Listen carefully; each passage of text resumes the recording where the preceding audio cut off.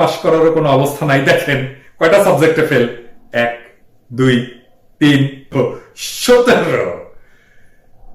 কি কি সাবজেক্টে ফেল মারছে?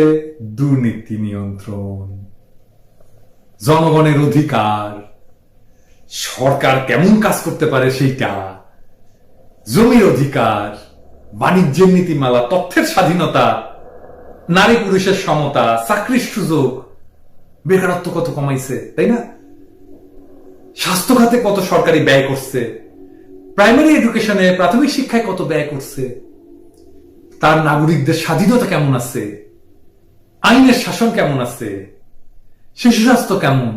মনে রেখেন, ভাত রান্না হয়েছে কিনা এটা যেমন একটা পাতিলের একটা চাল দিয়ে তুলে টিপ দিলে বোঝা যায়, তো এই 20টা সাবজেক্টে কেউ পাশ করলে বোঝা যাবে দেশটা দেশে ভালো চালাইতেছে। হাসিবু, আপনি ফেল মারলেন কেন? পরীক্ষার আগে ডিম খাইছিলেন?